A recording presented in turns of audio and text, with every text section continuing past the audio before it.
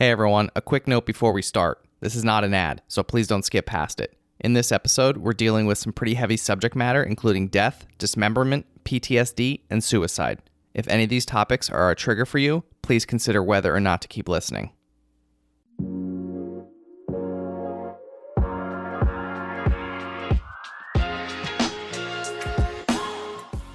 Hi, I'm Bill Corcoran Jr., and I'm your host for the On the Stacks podcast.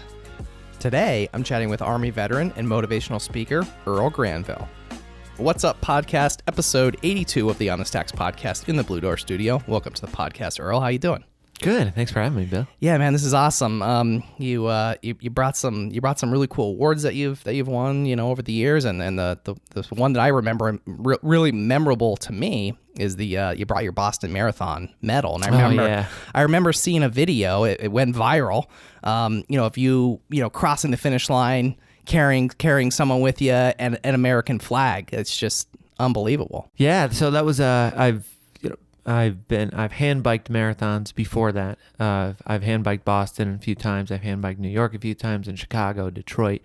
But that was my first time running a marathon since I lost my leg. And that was my friend Andy, who I was carrying over the finish line. She's been an awesome supporter of just a very good friend of things I've accomplished. My first ever 24-hour endurance event called the Go Ruck Heavy. She was right there with me. My first half marathon, she was right there with me. And, all these milestones that I've achieved, I was like, hey, Andy, you want to do this with me? And she's a rock star. And, so ran my first ever marathon, and I asked her to join. And, just adding a little extra flavor, finally finishing my first marathon on foot. And I just buddy carried her over, and she's holding up Old Glory like that. It was like 2017 Boston Marathon. And the next morning, it was everywhere. And I had no idea it was going to turn into what it did. But it was really interesting next few days after that. Yeah, I bet. Yeah, so this is kind of a silly question, but what was your goal? Did you have a specific goal in mind when you ran the marathon? My first marathon, I think it was just to finish. Truth be told, I mean, for the obvious reasons, there is a little bit of a physical challenge just running a marathon in general, but I feel in the nature of being an amputee, a leg amputee, and also my full leg is actually just full of hardware. So when you see me limping, it's mainly because of all the hardware in my other leg. I was supposed to be a double amputee, but luckily that didn't happen. So I got to keep one, but the downside of keeping it is just it's salvaged. It's in pain once in a while, and so with that being said, my goal was just to finish the marathon. Well, I learned a lot about myself after that. You did it in style. What did you learn about yourself? Well, I learned that I really need to train better if I'm going to be really running long distances. I've done long distance before, but a marathon running straight through was definitely something new.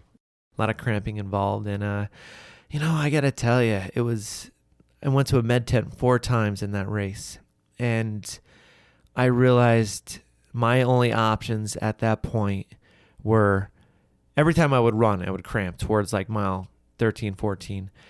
So my options were I could walk it or I could just call it a day. And I knew I wasn't going to just quit. I looked at Andy and I said, hey, you want to just walk this with me? Because right now that's the only option I have. And she's like, all right, Yeah. And but I did taking that left turn on Boylston, the historic Boston Marathon, running down that street, everybody's cheering you on. There's no walking. So I just started sprinting, and I'm like, push through it. And then I was like, let's end with a little flavor, picked her up, and that was that. What was that feeling like coming across that finish line? It was, definitely a huge sense of accomplishment and a relief because I'm finally done. Because, man, I was hurting. I was definitely hurting. And the rest of the day I was in my wheelchair.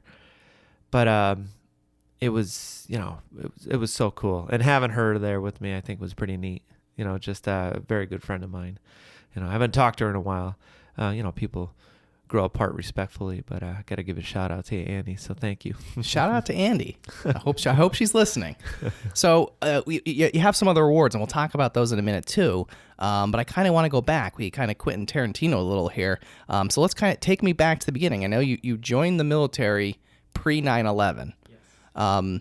When you joined, was it always your goal to join the military? Like how and why did you join? Bill, I had no desire to really be a soldier. I did it for selfish reasons. My twin brother Joe, on the other hand, he was all gung-ho and he wanted to do this. And my incentive was, ooh, free college, this sounds good. And so we joined the National Guard. We were infantrymen. And we joined during high school. When we graduated high school, we had a nice summer. And then we landed in Fort Benning, Georgia for basic training, September 1st, 2001. We all know what happened 11 days later.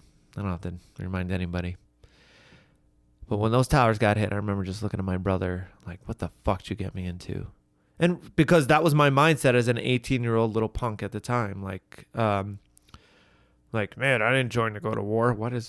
You're in the military, dumbass. Like, it's kind of what you do, yeah. When called upon. Yeah. But it's funny because no one ever saw something like this ever happening.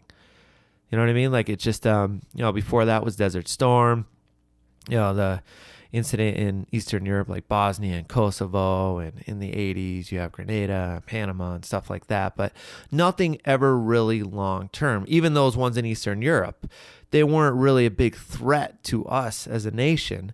It was just more of a peacekeeping situation to stop those genocides from happening. So to us to go on a full-fledged war or conflict, whatever you want to call it, in Iraq and Afghanistan, nobody saw it coming. Forget that.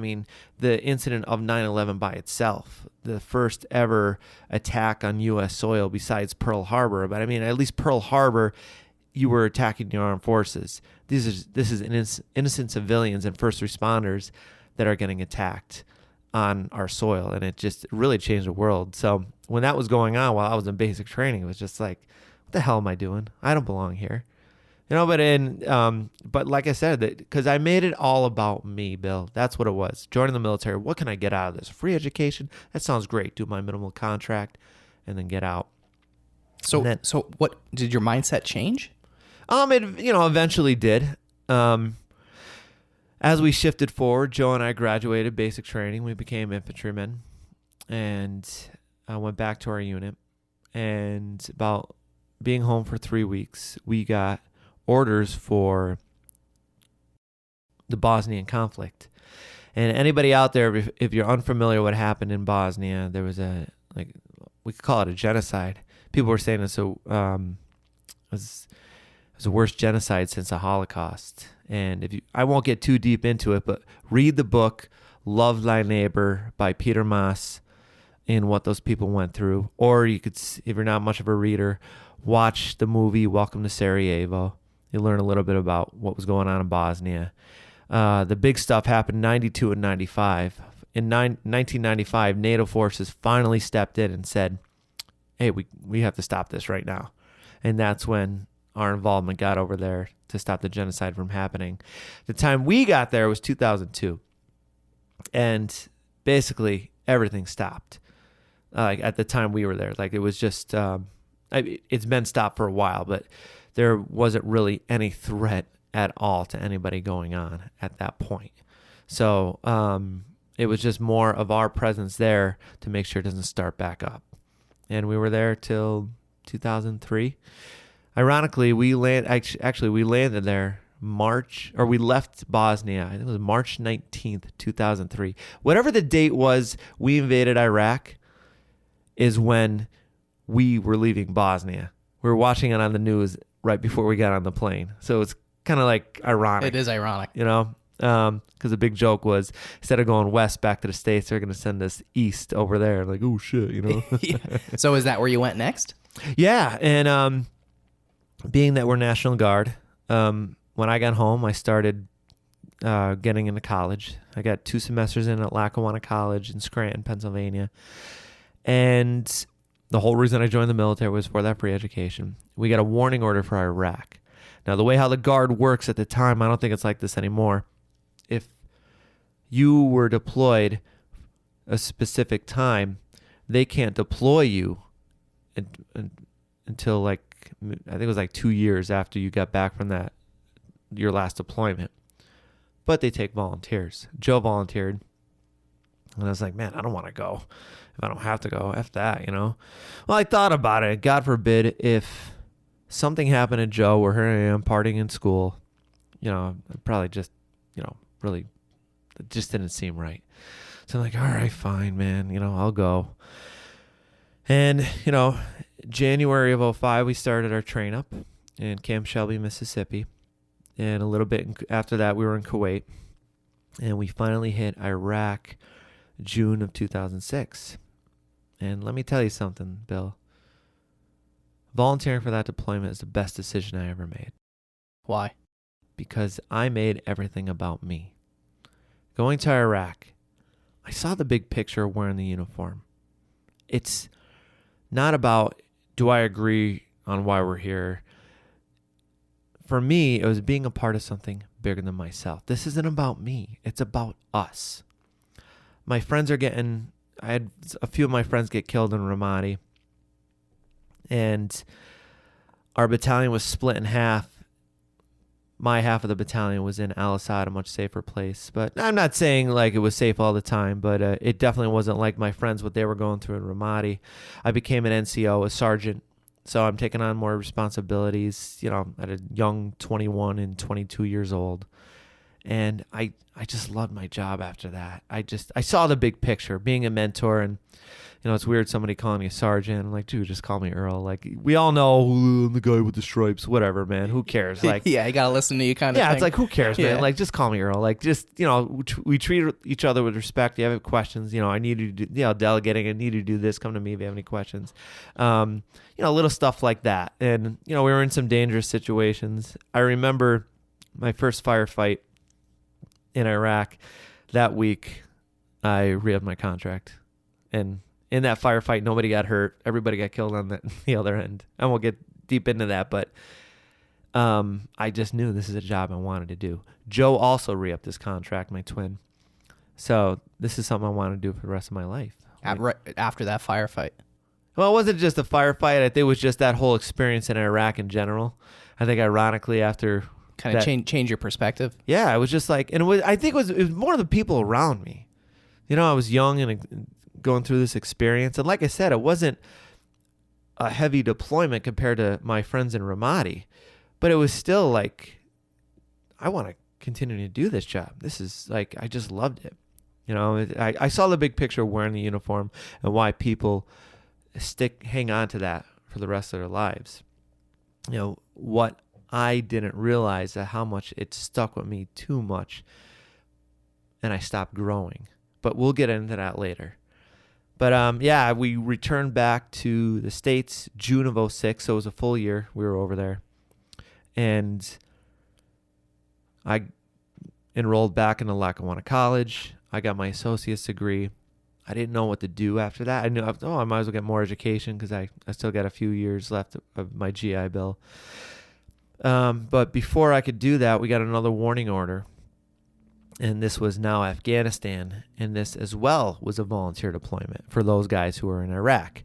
So in Bosnia and Iraq, I was with the 109th Infantry right here in northeastern Pennsylvania as my guard unit of the 28th Infantry Division.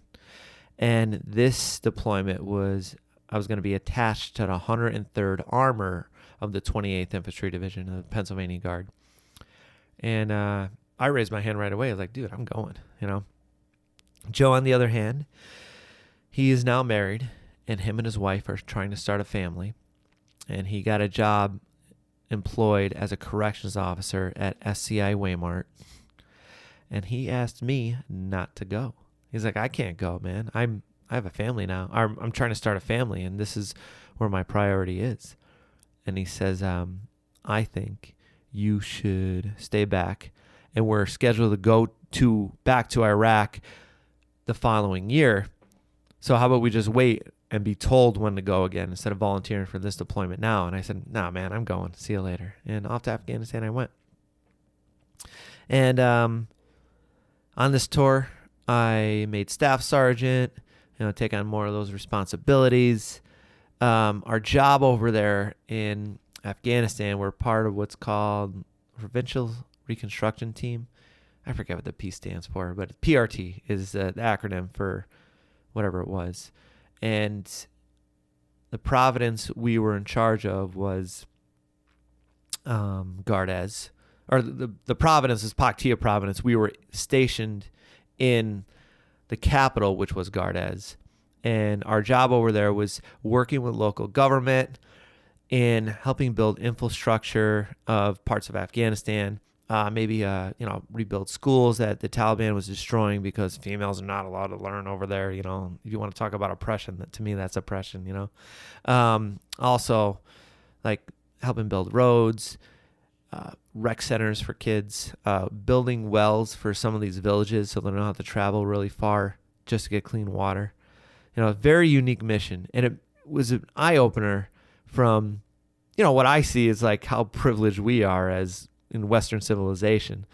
You want to talk about oppression. I just look at how some of these people live, and they still have a smile on their face. You know what I mean? And it's just like, yeah, we got it pretty damn good over here. I don't care where you line up in the political spectrum, until you actually experience and work with those people, and you see how they live, and it's like, yeah, I'm pretty lucky to be, in Western civilization. Did you build relationships with the people there? Yeah, so it's my job, my platoon's job in particular. We were the security force for the Corps PRT, okay? So the Corps PRT is made up of civil affairs, Army and Air Force civil affairs, and U.S. civilian engineers, so not even everybody was in the military. And what they would do is we would just take them to meetings, and we would be their security for meetings because, God, the Taliban doesn't want the Afghans working with the Americans. What can we do for you? What do you need? Like, there's in downtown Gardez, there's a hospital, and we helped renovate some of the hospital down there. And it was, like I said, our job was mainly security. So, like, maybe some of the locals we would see once in a while. I remember there was one, there was a carpenter we had on base in Afghan, and I needed a new door for where I lived, and I just knocked on his door, and I said, "Hey, man, here's where I'm at. Here's my little shack I live in. Can you build me a new door?" And I came back from patrol, and he brand new door up. That's awesome. Yeah, but in like big smiles all the time. They always, when they greet, they stand up straight and they put their hand over their heart. So I find myself doing that still. Yeah, I think I noticed that when you walked in, you did that. I always do that. It just always stuck with me. And one part in particular is that always stuck with me with that, but we'll get in that later. So on June 3rd, 2008, we were looking at a site for a school, a future in this little town called Zormat. And Zormat was a heavy area. Seemed to be firefights there quite a bit. One of the other units that was out there, they hit a roadside bomb, had some KIA, somebody lost a leg. And so now we were going out there more on the side to help build a school. And on this mission, our civil affairs officer that we're escorting, his name was Major Scott Haggerty from Stillwater, Oklahoma. And Major Haggerty, in the Army Reserves, he liked to be in charge of the vehicle he was in.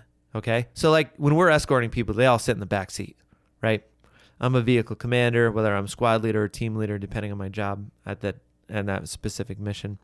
I had Major Haggerty in my vehicle. I knew he was going to take my job as the vehicle commander. Hey, man, that's cool, man. That's fine with me, dude. I'll be your gunner. And I put my gunner, Craig Rains, as a passenger in another vehicle. And then my driver that day was a young kid named Specialist Derek Holland of Wind Gap, Pennsylvania. And we had an Afghan governor in the back seat. And that was my vehicle for the day. We're in an 1151 Humvee. And we left. It was actually like a 4 or 5 day mission, but when we finally got psyched to go look at where we wanted to build the school, it was on June 3rd. And leaving this site for the school, we had to take a different route back to Fob Zormat to fuel up our vehicles to wrap up this 4 or 5 day mission and head back to Gardez. So on this new route that we were taking, brand new route, seemed a lot safer than what we usually take. Open fields, no choke points, and it was really beautiful area, I could say. Like probably one of the most nicest parts I've been in Afghanistan at that point. And I came over with a headset and I said, who the hell's watering the grass in Afghanistan? Look how nice it is over here. The next thing I remember, I saw nothing but black. And you know when you put your head underwater, like when you're going swimming, it's like a faint noise you hear, like just block your ears. That's what the best way to describe I was hearing, like something was blocking my ears. And I felt a momentum. And in my mind, I'm saying to myself, what the hell is going on right now? And that momentum was like a slow momentum. Like, what the hell? What the fuck? When I came to, I opened my eyes. Big, beautiful sky. It's like 2:30 in the afternoon over there. Why the hell am I on the ground? Holy shit. My feet are backwards and I'm just full of blood. To my left is a Humvee and it's completely destroyed. We just hit a roadside bomb. All I want to do in that situation, Bill, I wanted to stand up and just assess what was going on. Is anybody else hurt? Are we in a firefight? What is exactly happening? I heard my buddy Joe Voda yell, get him in a body bag. People are dead. Is it us? Is it them? What is exactly going on? You know, my LT got to me and he says to me, Lieutenant Dan Naylor, and he says, Earl, I'll be right back. I have to check on everybody else. And I remember the words that came out of my mouth was, hey, don't leave me here to die alone. You know, and I wish I never said that because, I don't know, like I'm sure that was a lot of stress for him at the time. But then the medic got to me, Doc Jones, Air Force Tech Sergeant Eric Jones. Eric started working on me immediately. And I said, how's everybody else doing? They're doing good. We're working on them. We're going to get you guys out of here. They put me on a litter. And they carried me over behind one of the bigger vehicles, the MRAPs. And when they carried me, they walked me right past 2 body bags. And that was Specialist Derek Holland, my buddy who was driving the vehicle, like I said, and Major Haggerty, the guy who took my seat that day. Derek just turned 20 years old. So with all that being said, Bill, you know, at this point, I thought I was going to die. My interpreter, he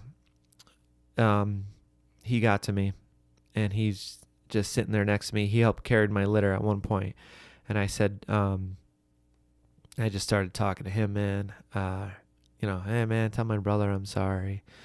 You know, maybe I shouldn't have volunteered. I'm sorry. I didn't mean for this to happen. You know, at this point, they gave me a shot of morphine, and I just started getting loopy and started saying all this goofy shit. You know, ooh, there goes my dancing career. Like, I just, yeah.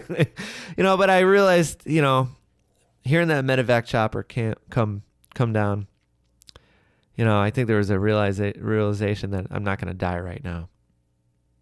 You know, but it was a scary feeling. I bet. Yeah, and then Black Hawk landed. My guys, they put me on, and then didn't leave right away. They put somebody else on who was also in a litter. I forgot about the Afghan governor in the back seat, and he was alive, and he was conscious. And one more person got on that Black Hawk, and it was an Afghan police officer. And he wasn't wounded, but he was in a different vehicle. He was going to continue to escort the Afghan governor. So he just jumped on the Black Hawk as a passenger standing up. And I remember laying down in the Black Hawk in my litter, and to the right of me was the governor. And he's, my guess, probably in his 50s. And I'm 24 at the time. You know, and he looked pretty fucking beat up. And I don't give a shit what your faith is. We don't trust those people or whatever, you know, simple-minded people can be once in a while. I don't give a shit about any of that. I just took my right hand, I grabbed his left hand, and I just squeezed it in a sense of compassion and be like, let's both get out of this, dude. You know, Derek and Scott unfortunately didn't make it, but maybe you and I could get through this. And Is that what you said to him? I didn't say that. You're just thinking. But I know probably grabbing his hand was... He knew. I hope so. Yeah. You know? So then the medevac chopper came, or it was taking us to Bagram Air Base. And before we stopped there, we stopped at FOB Salerno, a MASH unit there where they just worked on my wounds a little bit, both of our wounds. And I remember they couldn't even put me in a hospital room. They put me in a hallway because it was just so packed. And we were only there for a short period of time. I think we were refueling the Black Hawk and then just working on my wounds before they took me to the main hospital in Bagram. And I remember being in that hallway in a bed, staring at the ceiling. And man, I gotta tell you, I'm 24 years old right now. My life is completely fucking changed for the rest of my life. And I just thought to myself, what the hell am I going to do with myself now? Is somebody going to have to take care of me the rest of my life? That was 13 years ago. I never realized how independent one can be in this situation. Talk about going into the unknown. But that moment by myself, I just remember, what the fuck just happened? What am I going to do? Back on the Black Hawk, they were taking us to Bagram Air Base. I kept wanting to look at my wounds. And I tried to sit up a little bit, and I would get one of these. Right? And once again, I was trying to sit up to look at it, and somebody else would push my head back. And when I looked up to see who it was, I'm thinking it's like the door gunner, like a U.S. soldier behind a machine gun on the Black Hawk. It was that Afghan police officer. And we lock eyes, and he just pets my head, and he shakes his head like, you're fine. Relax. And it always stuck with me. When we finally got to Bagram Air Base, medevac chopper landed. Ambulance came and picked us up and drove us the whole quarter mile to the hospital, not even. And they started doing x-rays immediately, assessing the wounds, all that shit. And doctors said I had to get surgery on my right hip, right now. Right before I went under for surgery, that Afghan police officer once again walks in, looks at me right in the eyes with a smile, and he puts his hand over his heart. And he starts talking, and he doesn't speak English. But Bill, we all understand body language. And I think, if we're all mute, I think we all can get some way to communicate one way or another. And that will forever stick with me, man. We're always told, don't trust these people or whatever it may be. And I got to tell you, because it happens, all right? A unit's working with the Afghan army or the Afghan police for so many months, and one just decides to go rogue and starts just shooting. They call it blue on green. You know what I mean? And for whatever reason, maybe the Taliban has his family and saying, if you don't do this, obviously it's going to end his life, but we're just going to end your family's life, whatever it may be. And I don't know what to say about that. You know what I mean? What do you do in a situation like that? Hopefully I'm never put in that situation, but I can only imagine. I'm not saying it's right when people do that, or maybe they're just pissed. They were just pissed off one day and they decided to go rogue. I don't know. But anyway, this guy, when this happens, it sucks. But obviously this dude, I think that energy of going out of the way to see how I was doing, I barely knew this dude. But that hand over the heart will forever stick with me. I went under for surgery after that. I woke up at Landstuhl Air Base in Ramstein, Germany, and I have no idea what happened in between.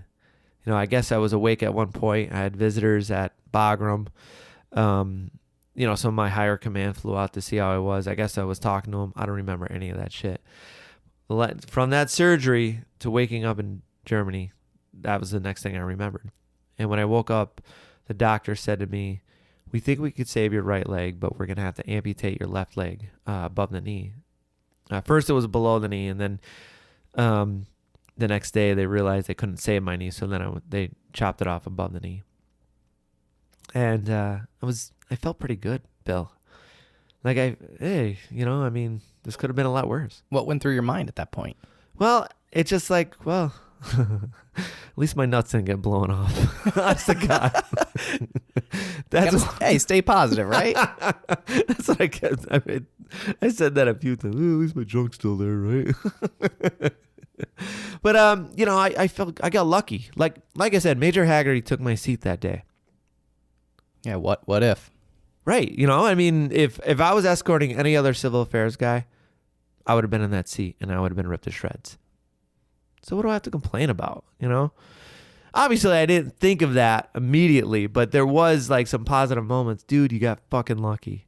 So make the best of this right now, And, I was in Germany for a little while, a few more surgeries, and I finally got the green light to go back to the States, Walter Reed Army Medical Center in Washington, D.C. This is going to be my home for about, 2 years. Going through recovery. Going through my recovery, getting chaptered out of the Army, like starting that process, like medically retiring and all that junk.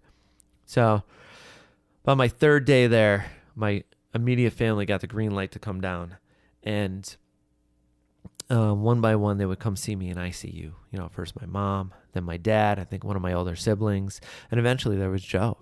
And I remember Joe just saying to me at one point. Now I have to say too, before I say how he was, I was in good spirit. I just was happy to see everybody. Like I'm, smiling, cracking jokes. Yeah, and you're alive. Yeah, my appearance looks really fucked up. I'm really skinny at this point because the medication, I wasn't eating at all. I got wires coming out. I'm obviously missing a limb, and my family seeing me like that for the first time. I look pretty messed up. So, eventually, I remember Joe saying to me at one point, man, I should have just volunteered with you, dude. But in reality, Bill, like, what the hell could have you done? You know what I mean? There's nothing you could have did, man. You might have been killed. You wouldn't have been with me on that moment because they never had us patrol together.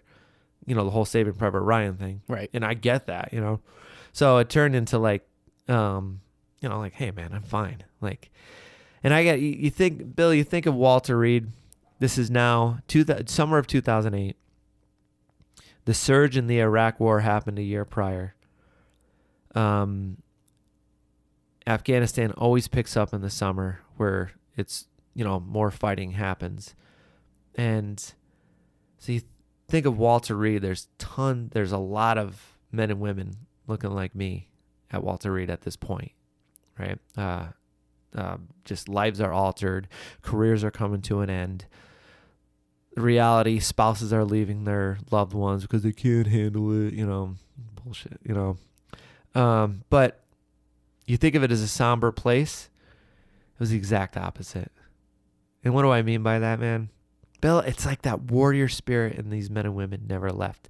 And looking back, I can't give enough gratitude of going to Walter Reed to, this new way of life.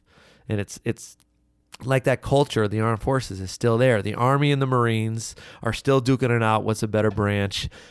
Nobody likes the Air Force still. Like it's still going on, even in situations, missing limbs, blind, veterans, burn casualties, post-traumatic stress, TBI. It's still all there. And it's just, there's tons of us there. Like I still go to Walter Reed for prosthetics. I'm going to be there all next week for a new socket. And it's like a ghost town now.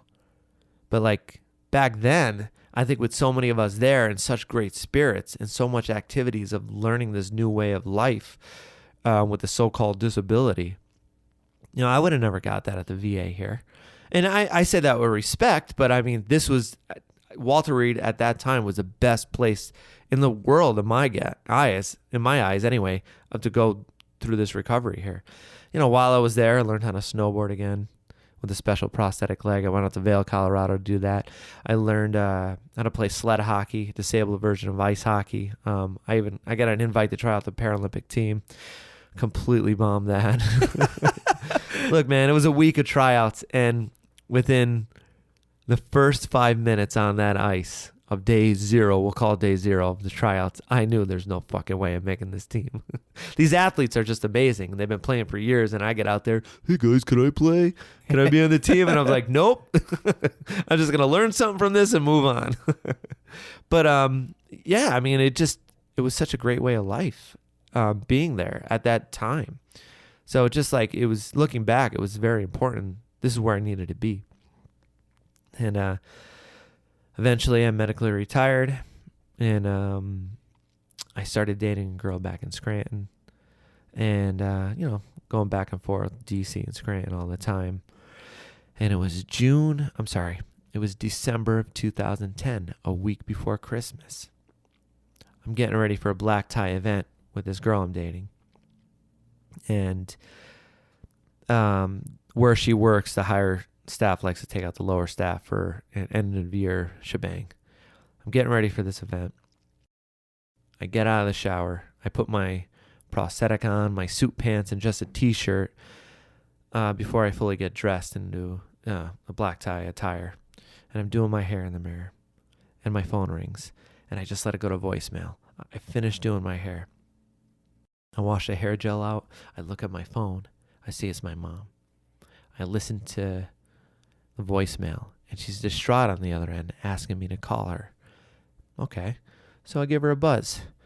And she says my name so ever somber when she picks up. And my response is, Mom, what's the matter? Joe committed suicide.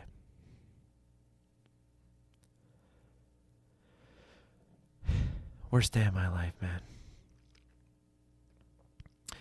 How can I get this second chance at life and have my own twin brother take us away?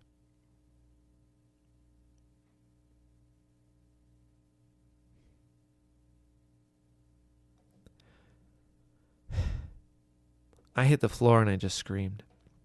And my mother said it loud enough on the phone that girl I was dating, her name's Lori. Lori heard it too, and she started crying. I don't remember what the rest of that conversation was like. I know we ended with, I love you and I love you too. I picked myself up and I walked 6-7 steps into the kitchen. And I opened up the fridge. And every single ounce of alcohol I had, I poured it right down the drain. I grew up with an alcoholic, and I knew that, if I grabbed something right then and there, I didn't want to go down that path, because if I did, my life was fucked. Very next thing I did, I went right to my computer. I deleted all my social media. I just did not want to deal with the storm that was about to happen. But it's inevitable. People are showing up at my house. My phone was going off the hook. I'm not going to leave people outside, And, it was just like, you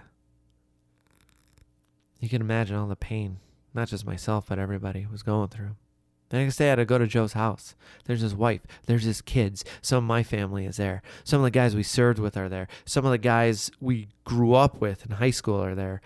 Joe was a corrections officer for a few years, but at this point he was active duty in the National Guard. So we have soldiers there. We have his old CO buddies there, and you can imagine the energy in this house. And it's just like, fuck. And I'm like, I can't be like this anymore. All right. Well, now today is Sunday, December 19th. The next day is a Monday. It's a working day. Is somebody going to be at the armory? Okay, I'm going to go up to the armory and unpack Joe's desk. I looked at my cousin Paul Granville and my best friend growing up, Dave Rivera. Two of you guys, why don't you come on up with me? We go up to the armory. There's my old readiness NCO, Sergeant Peterson. He comes up, gives me a big hug, gives his condolences. There's Joe's desk. I grab a box. I just start putting everything in the box. Okay, done with this. Sergeant Peterson, so Joe's active duty when this happened. The military's going to pay for his funeral? They are? All right, let's start this paperwork. Boom, get that done. I need you to go to work with supply. It's an open casket. So I need you to make sure that all Joe's awards are up to date because I want them buried in his dress blues. I need you to go and work with Steffi in St. Rose of Lima Church. Joe was Catholic. So we're going to work on the logistics for his funeral there. I want you to go with me to Priest Funeral Home in Carbondale, and we're going to work on the funeral details for that. And I just started delegating all these tasks, Bill. Just keep my mind going, right? Somebody's got to take care of this. Let me do it. And I just delegate. What needs to get done? Let's make this happen, right? It's like, I'm not even processing any of this. I know this has to get done. My family's in distress. I'm going to handle this. Well, the day came of Joe's funerals. I jump in my dress blues, and there's Joe's casket. Walk up, give him that final salute, and that's that. Now what? Bill, you ever hear idle hands is the devil? That's exactly what happened to me. My mindset went right back. Not exactly the same way, but my mindset went right back. Just like when I joined the military, making everything about me. Feeling sorry for myself. Playing the victim. Thinking the world owes me everything. And let me ask you something, Bill. Where does playing a victim get you in life? Nowhere. Exactly. I just started to self-destruct. I was that guy with a dysfunctional veteran shirt. You know what I did for my country? In reality, nobody owes me shit. You know, and it's just, this is my mindset at the time. This is my attitude. And this is what I've become. And the only person to let me become that is myself. You know, it just, I was hanging on to those glory days when I wore the uniform like Uncle Rico. You ever seen Napoleon Dynamite? Of course. Yeah. Who hasn't? You guys don't know what I'm talking about? See Uncle Rico and Napoleon Dynamite. You'll know exactly what. Living in the past sums it up. Yep. Yeah. Pretty much. Can't let it go. Yeah. You know, trying to find those glory days, trying to relive them in a negative way. So how did you get yourself through that?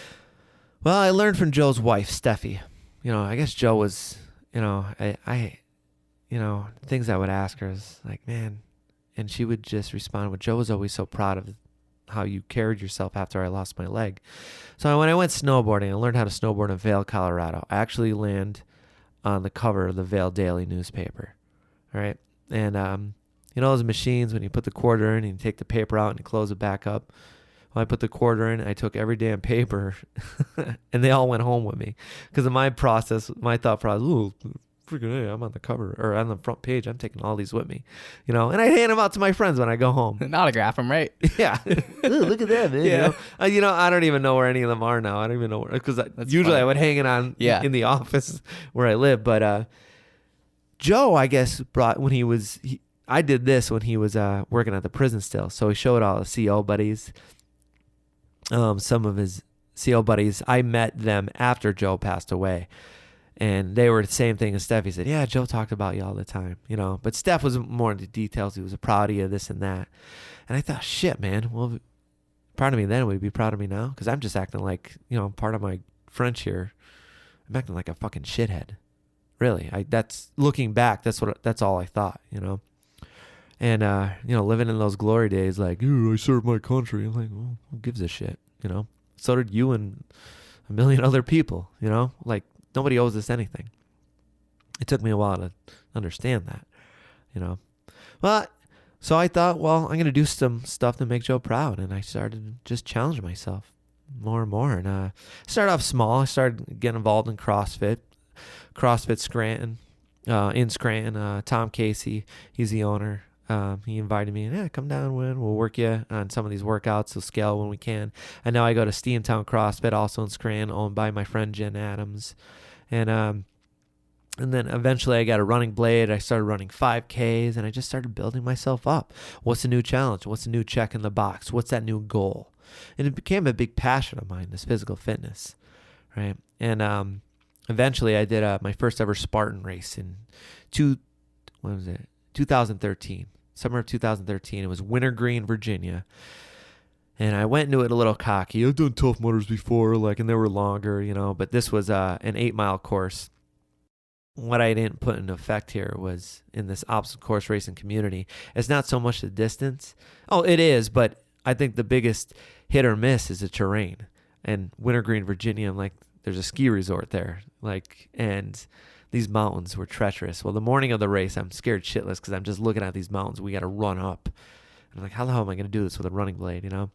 Well, there's these men and women in uniform that are doing the race as well. And I see them in the festival area picking up their bibs. They're wearing multi-cam uniforms with a little assault pack backpack. And one of the gentlemen comes up to me and he says, hey, are you Earl? And I look up and it's this gentleman named Noah Galloway. Now, who Noah is? Noah was on Dancing with the Stars. Anybody who's watched that before. And Noah's also on the cover of Men's Health magazine, America's #1 men's magazine, right? And he's wearing uniform too. And he's like, hey, I'm Noah. And I'm like, fangirl. I'm like, dude, I know who you are. Yeah, exactly. I fangirl a little bit. Now, let me tell you a little bit about Noah's past. Noah was in the 101st Airborne. He hit a roadside bomb, I believe it was in 2005 in Iraq, and he lost his left arm and his left leg. Afterwards, he was on the cover of Men's Health magazine and on Dancing with the Stars. Like, this guy's a rock star. And his leg amputation is very identical to mine. So I'm seeing what he's achieving through the magic of social media throughout these years. And I'm like, I want to do that. You know, like it was my motivation, someone I looked up to. And he asked me, do you want to run with us?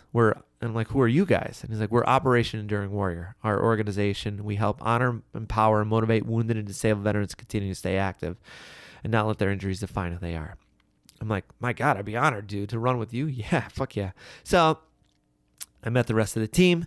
We lined up at before the start Spartan race, and everybody huddled up, said a few words, and right when they're done huddling up, they reached inside their assault pack on their back, and they pull out a gas mask.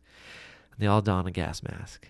And I'm like, you guys are fucking rock stars. Like, just badass. You're going to do this like that? Like, wow. So I ran alongside of them. That course completely humbled me.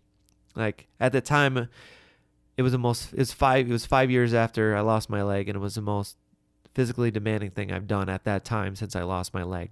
And Noah asked me afterwards, what do you think about joining us? And I'm like, I'm doubting myself at this point.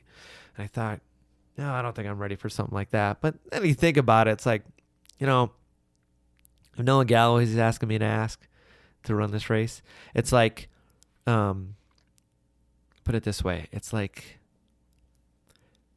I followed the Chicago Bulls my whole life, and I'm playing a pickup game. And Michael Jordan just asked me, hey, you want to play with me? Yeah, of course. Yeah, I'd be like, dude, don't turn that down. So to earn your spot on to be a team member, a mass team member, you don't just join. You have to go through an indoctrination. I won't go too deep into it, but it's a weekend at Fort Bragg, and they just put you through hell the whole damn weekend. Like, it sucks. But it's, very military style. There's no, they're treating me like everybody else there.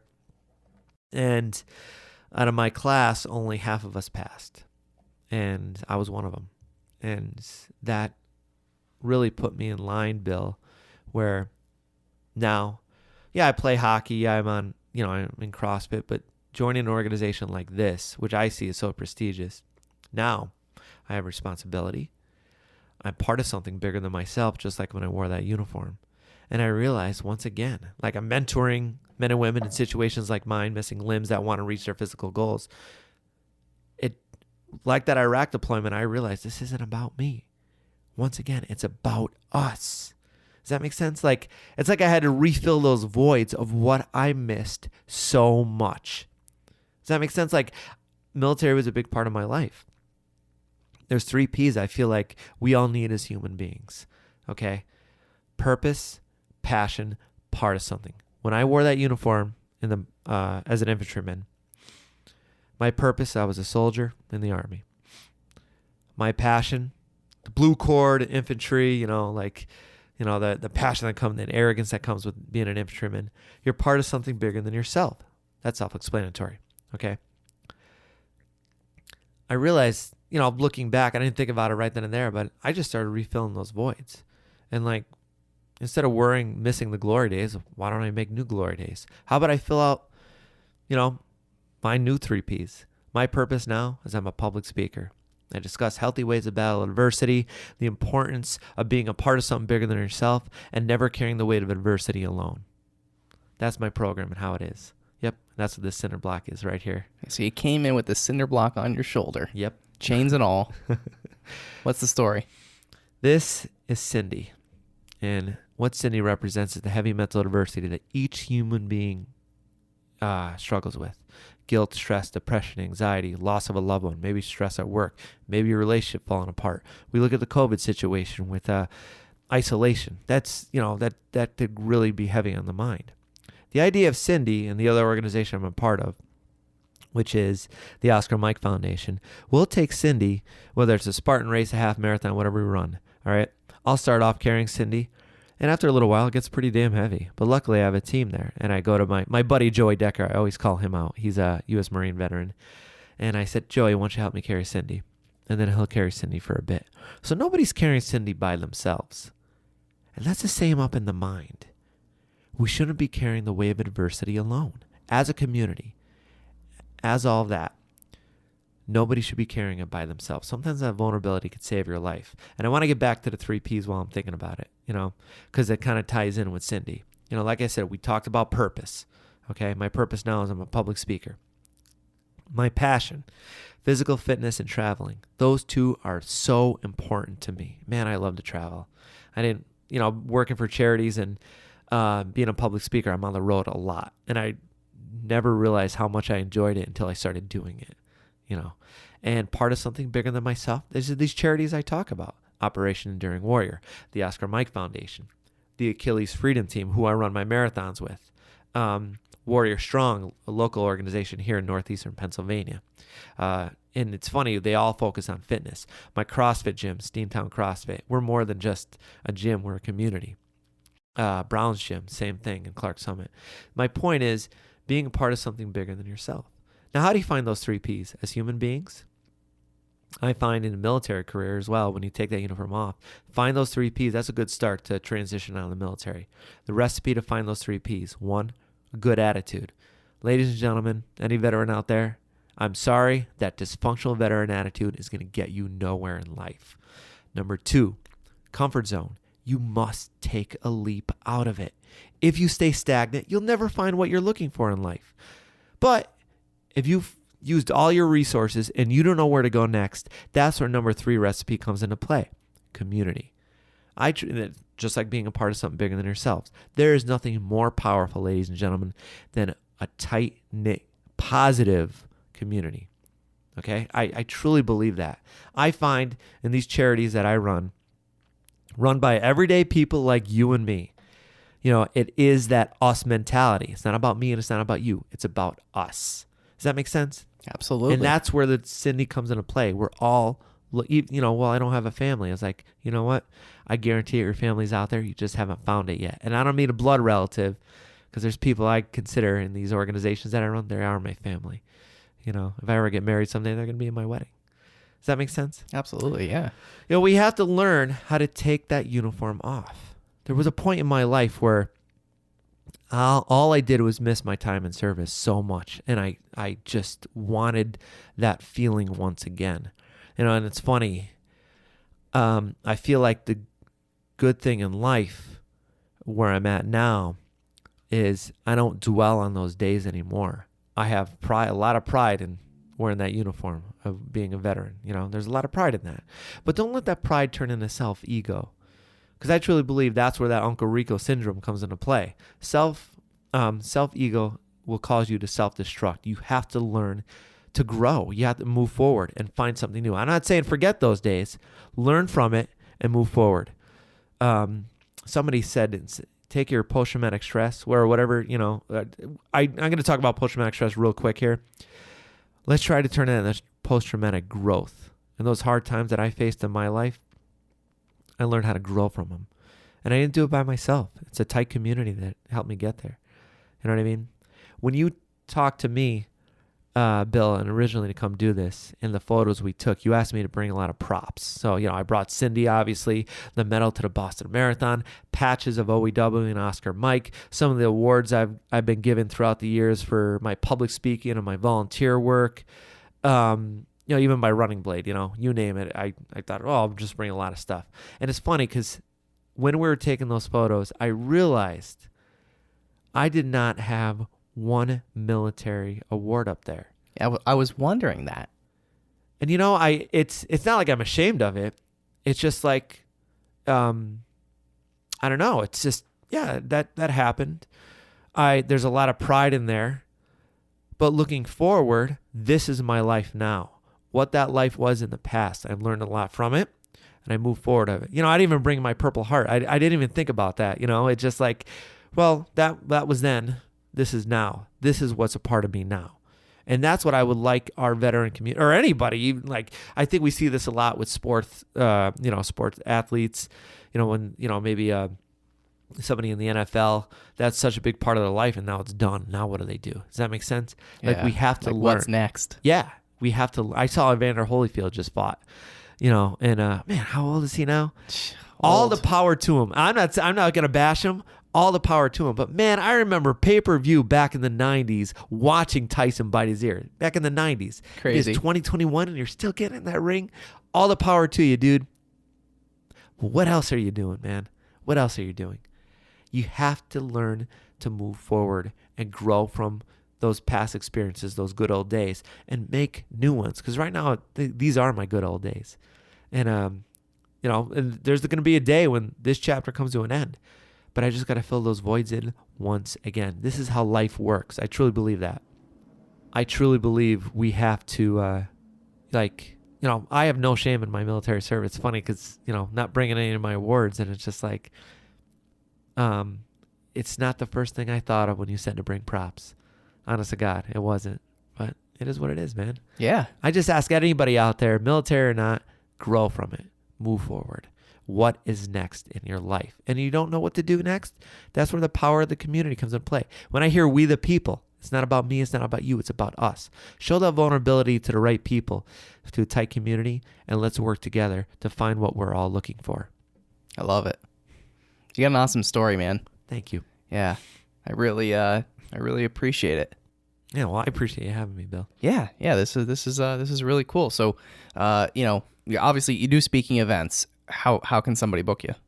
You go right to my website, earlgranville.org, or you could even just email me, earl.granville@gmail.com, or find me on like every other human being. I say, where you at on social media?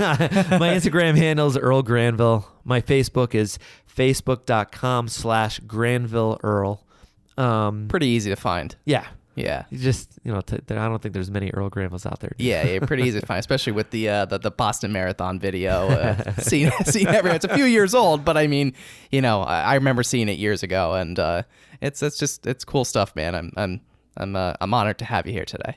Bill, thank you so much. Yeah. I appreciate it, man. Yeah. Do you have any last message you want to leave with our listeners? So, ladies and gentlemen out there, I want to leave you with this, okay? We cannot control the bad things that sometimes happen to us in our lives. We cannot control that. But we always have the control of how we're going to react to it. So I want you to think about that on some of those heavy moments that we face that are put in our lap. It could be something maybe minor, or it could be something big. What is our next plan of action? And you know what? It's funny because I thought about that when I poured that alcohol down the drain. Now, I feel like my self-destruction came later in life, but in that moment, I'll just fucking say it right now. I take pride in that I didn't grab that, Yeah. And that takes a lot. And I'll never forget that moment, right, receiving like 90 seconds prior to the worst news ever I probably ever received in my entire life. And the first thing I thought of was pour that alcohol down the drain. And maybe I'm bragging a little bit here, but I truly believe like that when something else lines up in my lap, just pour it down the drain, dude. Pour it down the drain. That's what I keep telling myself now. Pour that fucking shit down the drain and move on from it. Grow from it. You're going to have to reflect. You're going to have to, what's the word I'm looking for? You're going to have to process it, and you're going to deal with those bad feelings you're going to face, and the defeat you may be inside. But it's not forever. We understand that you will always have that choice. Process it and deal with it. You're going to have to, but it doesn't have to be there forever. Absolutely. And it's super inspiring. And, I absolutely love everything you're doing currently. And of course, thank you for your service. And more importantly, thank you for what you're doing right now. Thank you, Bill. I appreciate that. Yeah, absolutely. Earl Granville on the Stacks podcast in the Blue Door Studio. Thanks for joining me. Thank you so much, Bill. Appreciate it. If you'd like to learn more about the On the Stacks podcast, be sure to search the hashtag On the Stacks on Instagram, Facebook, and LinkedIn. If you enjoyed this podcast, please subscribe and leave a review. We'll catch you next time on the Stacks.